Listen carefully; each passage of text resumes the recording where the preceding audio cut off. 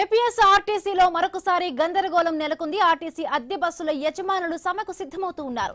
ఈ నెల 12 నుండి బస్సులు ఆపివేయాలని నిర్ణయం తీసుకున్నారు. నేడు అద్దె బస్సుల యజమానుల సంఘం ప్రభుత్వానికి సమ్మె నోటీస్ ఇవ్వనుంది. అద్దె పెంచాలని కొంతకాలంగా వారు అభ్యర్థిస్తూ ఉన్నారు. అయితే నెలకు 5,200 పెంచుతూ ఆర్టీసీ ఆదేశాలు జారీ చేసింది. కానీ పెంచిన అద్దెపై యజమానుల సంఘం అసంతృప్తిని వ్యక్తం చేసింది. తమతో చర్చించిన తర్వాతే అద్దె మొత్తాన్ని పెంచాలని డిమాండ్ చేస్తున్నారు. ఏపీఎస్ ఆర్టీసీలో ప్రస్తుతం 2,700 అద్దె బస్సులు ఉన్నాయి. వాటిలో 2,419 బస్సుల్లో స్త్రీ శక్తి పథకంలో ఉన్నాయి.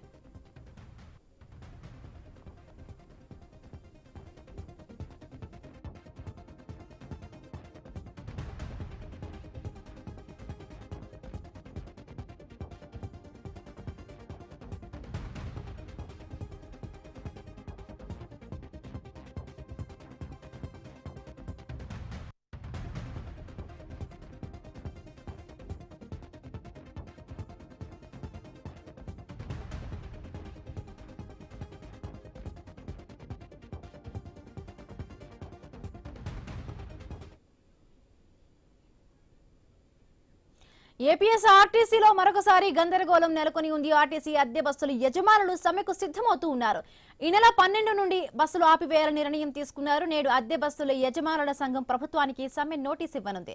అద్దె పెంచాలని గత కొంతకాలంగా వారు అభ్యర్థిస్తూ ఉన్నారు. అయితే నెలకు 5,200 పెంచుతూ కూడా ఆర్టీసీ ఆదేశాలు జారీ చేసింది. కానీ పెంచిన అద్దెపై యజమానుల సంఘం అసంతృప్తిని వ్యక్తం చేసింది. తమతో చర్చించిన తర్వాతే అద్దె మొత్తాన్ని పెంచాలని వారు డిమాండ్ చేస్తున్నారు. ఏపీఎస్ ఆర్టీసీలో ప్రస్తుతం 2,700 అద్దె బస్సులున్నాయి. వాటిలో 2,419 బస్సులు శ్రీశక్తి పథకంలో ఉన్నాయి. రైట్, మరిన్ని పూర్తి అప్డేట్స్ మా కరెస్పాండెంట్ యాకూబ్ అందిస్తారు. యాకూబ్, ఈ నెల 12 నుండి ఏపీఎస్ ఆర్టీసీ అద్దె బస్సుల యజమానులు సమ్మెకు దిగుతున్న పరిస్థితి అయితే కనిపిస్తుంది. ఎందుకంటే గత కొన్ని సంవత్సరాలుగా వాళ్ళకి అద్దెలు పెంచట్లేదు. మెయింటెనెన్స్ ఎక్కువగా అయిపోయింది. డీజిల్ ఖర్చుతో పాటు మెయింటెనెన్స్ ఎక్కువగా అయిపోవడంతో వాళ్ళ డిమాండ్స్ ఇప్పటికే ప్రభుత్వం దృష్టికి తీసుకువెళ్ళడం జరిగింది. సుమారుగా 5,200 వరకు పెంచితే గానీ మాకు ఇప్పుడున్న వాళ్ళకు బస్సులు నడిపించడానికి ఇబ్బంది ఉండదు అనేది కూడా వాళ్ళు ఇప్పటికే ప్రభుత్వం దృష్టికి తీసుకెళ్లారు. కానీ మంత్రి దృష్టికి కూడా తీసుకెళ్ళడం జరిగింది. కానీ మరో పక్కన ఇప్పుడు ఈ ప్రభుత్వం రాగానే స్త్రీశక్తి పథకం పేరిట మహిళలకు ఉచితంగా బస్సు ప్రయాణం చేయడంతో మరింత భారం అద్దెదారులకు పడిందని కూడా చెప్పుకోవచ్చు. ఈ నేపథ్యంలో ఈ నెల 12 నుండి సమ్మెకు దిగుతున్న పరిస్థితి కూడా చెప్పుకోవచ్చు. అయితే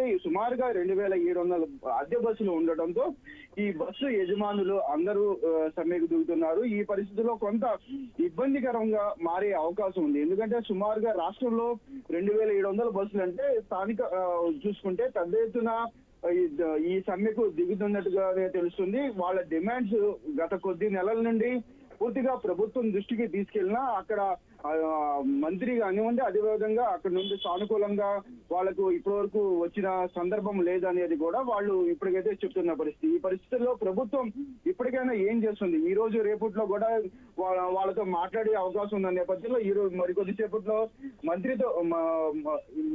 మంత్రితో పాటు ఆర్టీసీ ఎండీ కూడా మరికొద్దిసేపట్లో చర్చించనున్నారు. దీనికి సంబంధించి అసలు సమ్మెకు దిగే అవకాశం ఉందా, లేదంటే ఏదైనా ప్రభుత్వం ఎటువంటి చర్యలు చేపడుతుంది అనేది కూడా మధ్యాహ్నం లోపల తెలిసే అవకాశం ఉంది.